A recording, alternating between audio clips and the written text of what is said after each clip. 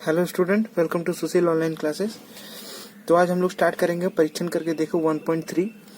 ठीक है, तो यहाँ पहला क्वेश्चन है कि दो धनात्मक अखंड संख्याओं का अंतर 3 है एवं उनके वर्गों का योग 117 हो तो दोनों संख्याओं ज्ञात करें।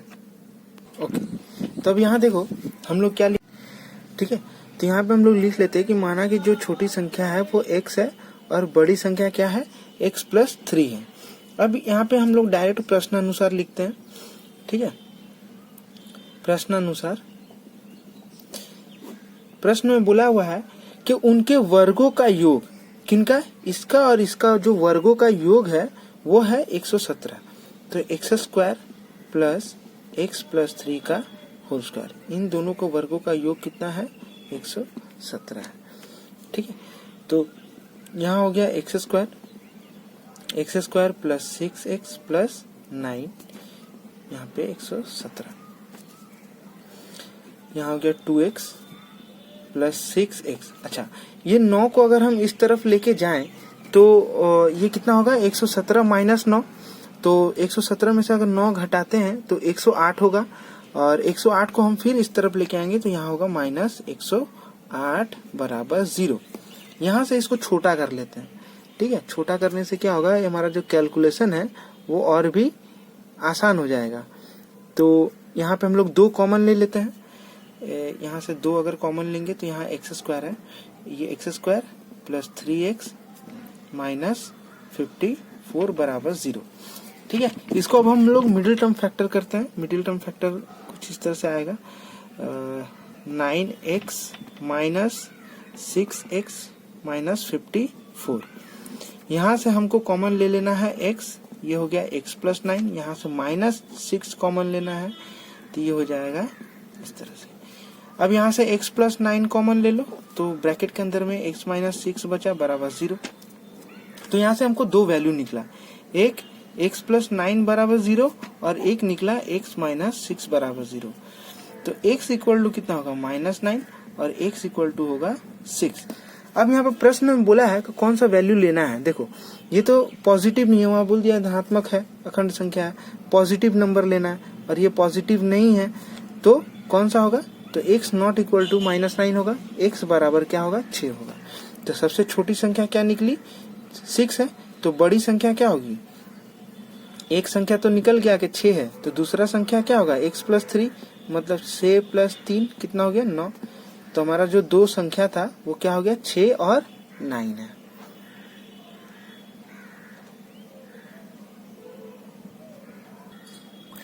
अच्छा, नेक्स्ट क्वेश्चन है कि किसी त्रिभुज के आधार की लंबाई उसकी ऊंचाई की दुगनी की अपेक्षा 18 मीटर अधिक है। त्रिभुज का क्षेत्रफल 360 वर्ग मीटर होने से उसकी ऊंचाई ज्ञात करें। तो इसको हम लोग जब ड्रॉ करेंगे समझेंगे, तो जो बुक है अपने सामने रखना, कॉन्सेप्ट पूरा क्लियर हो जाएगा।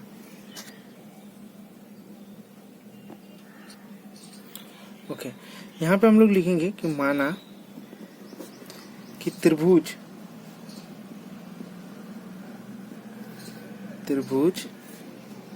की लंबाई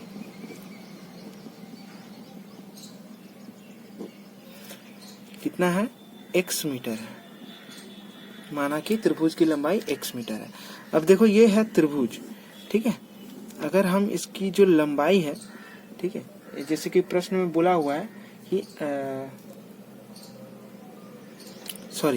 इसकी जो ऊंचाई है, ऊंचाई को अगर हम लोग यहाँ पे x मानेंगे, यहाँ पे जो लंबाई लिखे हैं लंबाई नहीं होगा, यहाँ पे ऊंचाई होगा। ठीक है, हो गया ऊंचाई को अगर हम लोग x मानते हैं तो इसके अनुसार प्रश्न में क्या बोला हुआ है कि आधार की लंबाई, ये जो आधार का जो लंबाई है ऊंचाई के लंबाई का दुगुना है। मतलब ऊंचाई कितना है, x है, तो आधार कितना होगा, 2x है। और इसके बाद बोला है कि ऊंचाई की दुगुना की अपेक्षा 18 मीटर अधिक है। दुगुना है और 18 मीटर इससे अधिक है। तो अगर हम त्रिभुज की लंबाई त्रिभुज की ऊंचाई कितनी है, x मीटर है, तो त्रिभुज की आधार की लंबाई कितना होगा, आधार का लंबाई होगा 2x प्लस 18 मीटर। ठीक है, तो इस तरह से हम लोग करेंगे। अब यहाँ पे हम लोग प्रश्नानुसार लिखते हैं, मतलब according to question. According to question क्या है, हम लोग को पता है कि त्रिभुज का जो क्षेत्रफल होता है वो कैसे निकलता है, हाफ गुने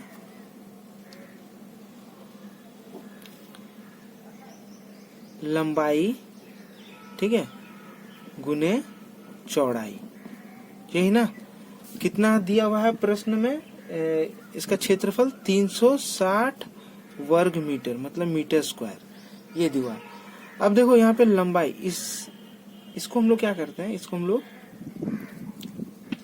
ये रखते हैं। अच्छा, लंबाई कितना दिया हुआ है, लंबाई दिया है 2x प्लस 18, 2x प्लस 18।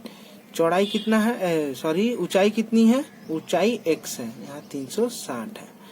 ठीक है, यहाँ से 2 कॉमन ले लेते हैं, 2 कॉमन ले लेंगे तो ये कट जाएगा, तो बचेगा क्या, देखो 2 कॉमन लेने से यहाँ पे बचेगा x, यहाँ पे बचेगा 9, और 2 जैसे ही कॉमन आएगा तो 2 गुने 2 और 1/2 कट जाएगा, तो यहाँ 1 बचेगा, इसलिए इसको अब हम लोग नहीं लिख रहे हैं, यहाँ पे गुने x है, यहाँ 360 है। ओके, इसको अगर हम लोग मल्टीप्लाई करेंगे, x square plus 9x minus 360 बराबर 0 है। अब हम लोग इसको मिडिल टर्म फैक्टर करते हैं, तो मिडिल टर्म फैक्टर करने से यहाँ पे होगा x square plus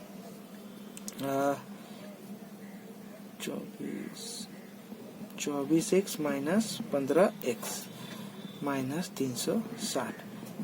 middle term factor में यहाँ पे हम लोग 360 को ब्रेक करेंगे और उसको इस तरह से अरेंज करेंगे कि उसका जो प्लस करके या माइनस करके मेरे को 9 आना चाहिए। ठीक है, और इन दोनों को मल्टीप्लाई करोगे तो ये आएगा। ठीक, तो यहाँ से अब हम लोग को देखो x कॉमन ले लेना है,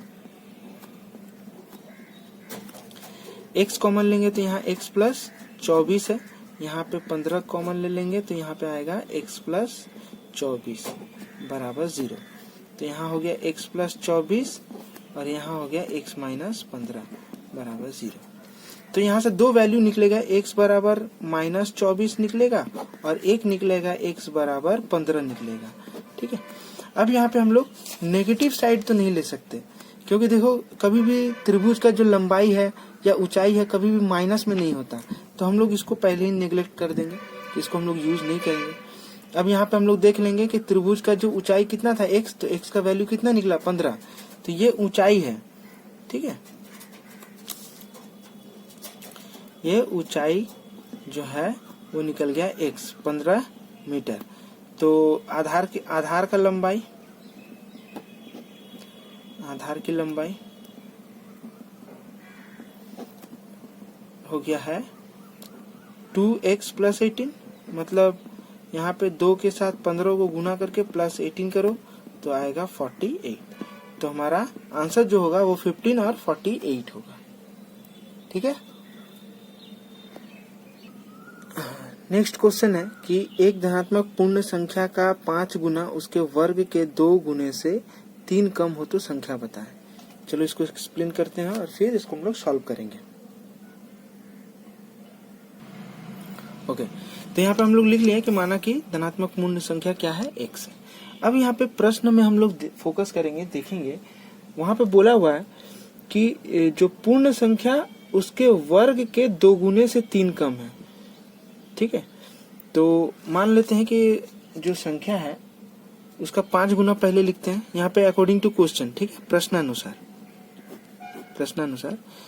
5 गुना है संख्या, फिर ये किसके बराबर है, ये उसके वर्ग का 2 गुना, जो भी संख्या था उसका हम लोग पहले वर्ग करेंगे, फिर उससे 2 गुना करेंगे और फिर बोलता है उससे 3 कम है। ये हुआ हमारा रिक्वायर्ड जो इक्वेशन था। अब इसको हम लोग अरेंज कर लेते हैं। इसको अरेंज करेंगे तो होगा 2x square minus 5x minus 3 बराबर 0। इसको हम लोग को सॉल्व करना है, तो इसको मिडिल टर्म फैक्टर करेंगे। मिडिल टर्म फैक्टर करने से हम लोग को मिलेगा क्या, 2x square minus 6x plus x minus 3। यहाँ से हम लोग कॉमन लेंगे, 2x कॉमन लेंगे तो यहाँ होगा x माइनस 3, यहाँ से प्लस 1 कॉमन लेंगे तो यहाँ होगा x माइनस 3 बराबर 0। तो x माइनस 3 और यहाँ हो गया 2x प्लस 1 बराबर 0। ठीक है, तो यहाँ से हमको दो चीज मिल जाएगा, दो वैल्यू मिलेगा। x बराबर एक बार 3 मिलेगा और एक मिलेगा 2x प्लस 1 बराबर 0। That means x equal to minus 1/2। ठीक है, अब हम लोग तो यहाँ पे पहले ही बोल दिया कि ये पॉजिटिव नंबर है, यहाँ पे बोला हुआ है, तो ये हम लोग नहीं ले सकते, इसको हम लोग काट देंगे। तो हमारा जो संख्या था वो संख्या क्या था, 3 था हमारा। ठीक है,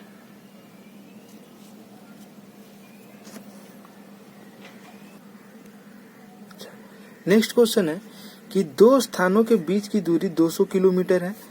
एक स्थान से दूसरे स्थान तक मोटर गाड़ी से जाने में जितना समय लगता है, जीप गाड़ी से जाने में उससे 2 घंटा कम समय लगता है।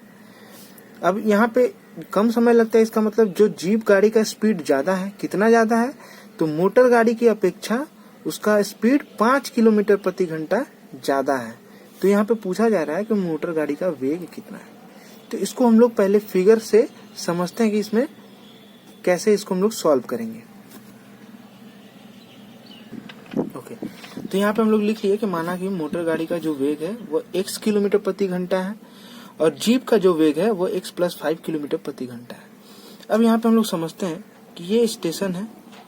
ठीक है, ये स्टेशन के बीच की दूरी है, ये 200 किलोमीटर। ठीक है, ये A और ये B।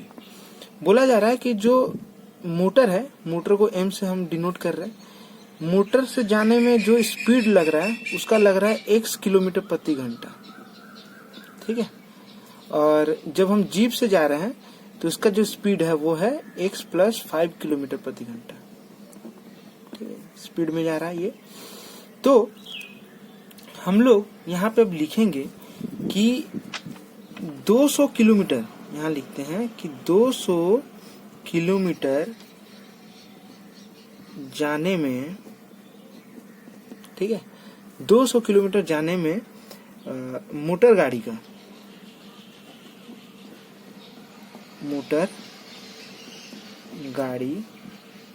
को समय लगेगा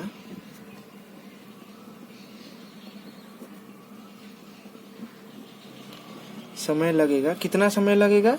अब देखो यहाँ पे हम लोग टाइम निकाल रहे हैं, तो तुम लोग को तो रूल पता है यहाँ पे कि ये दूरी होता है, ये स्पीड होता है, ये टाइम होता है। तो टाइम निकालना है तो दूरी बटा वेग। दूरी कितना है, 200 है, वेग कितना है मोटर का, x, और यहाँ पे हो जाएगा घंटा। घंटा को हम लोग h, आवर। ठीक है, उसी तरह 200 किलोमीटर जाने में, ठीक है, जाने में जीप गाड़ी को कितना समय लगेगा, जीप गाड़ी को समय लगेगा, सेम स्टेटमेंट है इसलिए हम लोग यहाँ पे डैश दे रहे हैं, लगेगा 200 बाई x प्लस 5 घंटा, x प्लस 5 घंटा। ठीक है, अब आते हैं हम लोग प्रश्नानुसार। यहाँ पे अकॉर्डिंग टू क्वेश्चन, यहाँ पे सबसे ज्यादा टाइम किसको ज्यादा लग रहा है, इसको ज्यादा लग रहा है, तो इसको हम लोग पहले लिखेंगे। ठीक है, 200 by x minus 200 by x plus 5। ठीक है, प्रश्न में दिया है कि कितना लगेगा, 2 घंटा कम समय लगेगा, तो यहाँ पे 2 हो जाएगा। अब हम लोग यहाँ पे लसापा लेते हैं। आई होप कि तुमको ये क्वेश्चन समझ में आया होगा। ठीक है, तो ये अब हम लोग लसापा ले लेंगे। यहाँ पे आएगा 200, यहाँ पे x प्लस 5, यहाँ पे माइनस 200x बराबर 2। तो ये इस तरह से 200x प्लस 500 नहीं होगा, यहाँ पे 1000 होगा, माइनस 200x, यहाँ हो गया x प्लस 5 बराबर 2। ये और ये काट दिया। ठीक है, तो अब यहाँ पे कट गया, तो यहाँ क्या होगा, देखो यहाँ पे 2 है ना, यहाँ पे 1000 बचा, ये तो कट गया, तो हम लोग इसको छोटा कर लेते हैं, ये 2 को इससे काट देते हैं, यहाँ 500 हो गया। तो इक्वेशन क्या बनेगा, x गुने x प्लस 5 बराबर 500। इसको गुना कर लेते हैं, तो ये हमारा द्विघात समीकरण बन गया प्लस 5x, और ये 500 को इधर लेके आ जाते तो ये माइनस 500 बराबर 0। अब इसको हम लोग मिडिल टर्म फैक्टर करते हैं, तो मिडिल टर्म फैक्टर करके हम लोग निकाल लेते हैं एक्स स्क्वायर प्लस यहाँ पर 25x माइनस 20x बराबर 0। यहाँ से हमको मिलेगा x कॉमन लेंगे, x प्लस 25, और यहाँ से 20 कॉमन लेंगे तो यहाँ पे x प्लस 25, तो ये हो गया x प्लस 25 और ये हो गया x माइनस 20 बराबर 0। तो x का वैल्यू निकलेगा 25 माइनस 25 और 1 निकलेगा x बराबर 20। तो कभी भी गाड़ी का जो स्पीड होता है वो नेगेटिव नहीं होता है। कभी सुने हो कि किसी का बस का speed minus 10 kilometre per hour या माइनस 60 किलोमीटर पर आवर का स्पीड से चल रहा है? नहीं, तो हम लोग इसको इग्नोर कर देंगे, इसको हम लोग नहीं ले सकते। तो x बराबर कितना निकलेगा 20 किलोमीटर प्रति घंटा का स्पीड। अब यहाँ से तुमसे पूछा था कि मोटर गाड़ी का वेग कितना होगा, तो मोटर गाड़ी का वेग का कितना होगा, तुम लोग लिखोगे कि मोटर गाड़ी का वेग 20 किलोमीटर प्रति घंटा है।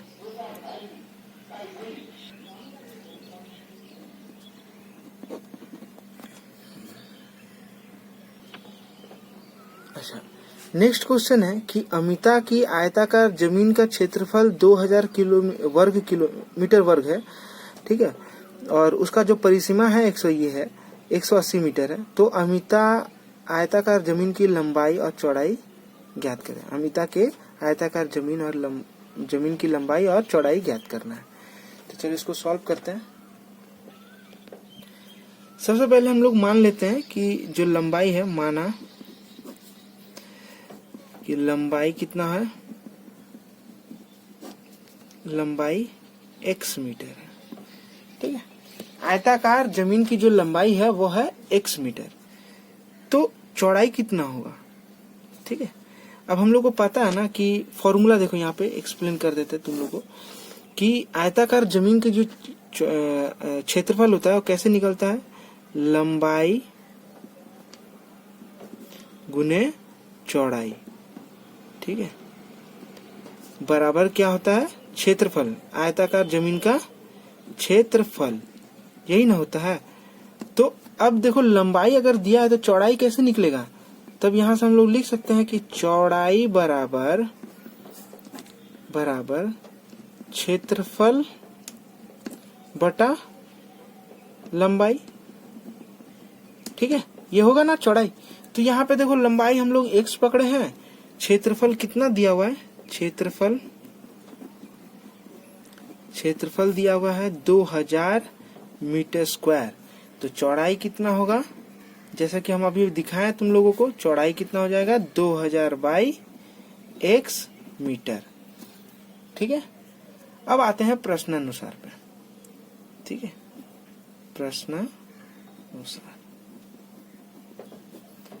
प्रश्नानुसार में देखो हम लोग को पता है कि परिसीमा, आयताकार जमीन की जो परिसीमा है उसका फॉर्मूला क्या है, 2 गुने लंबाई जोड़ चौड़ाई बराबर परिसीमा। तो परिसीमा कितना दिया है 180 मीटर दिया है।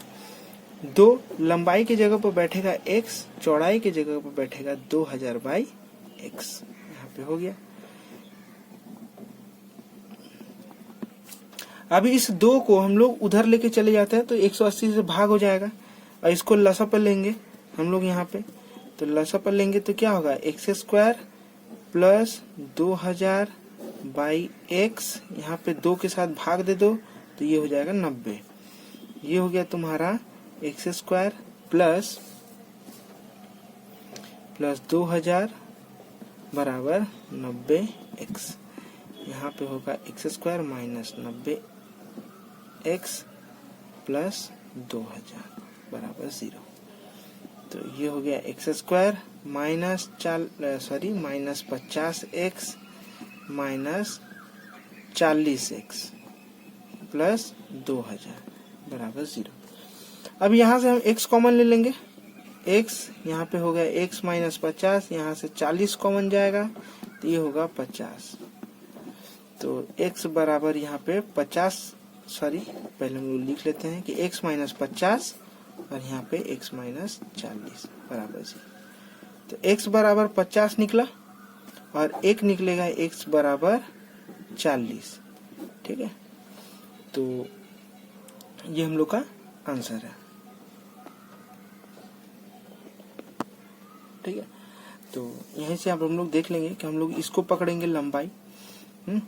तो अगर x जो है ये 50 मीटर हुआ, ये किसके बराबर है? लंबाई है। ठीक है, तो चौड़ाई कितना होगा बेटा? चौड़ाई होगा यहाँ पे 2000 बाई x, मतलब 2000 बाई 50, इसको काटेंगे तो आएगा 40 मीटर। ठीक है, तो ये हमारा आंसर जो होगा x का वैल्यू ये होगा, x का वैल्यू 50 होगा और चौड़ाई 40 होगा। x का वैल्यू यहाँ पे 40 इसलिए नहीं होगा क्योंकि आयताकार जमीन में जो लंबाई होता है वो बड़ा होता है, लेकिन अगर हम लंबाई ही छोटा पकड़ लेंगे और चौड़ाई बड़ा हो जाएगा, तो इसलिए हम लोग इस वैल्यू को प्रेफर करेंगे कि x 50 है और चौड़ाई 40 है। ओके।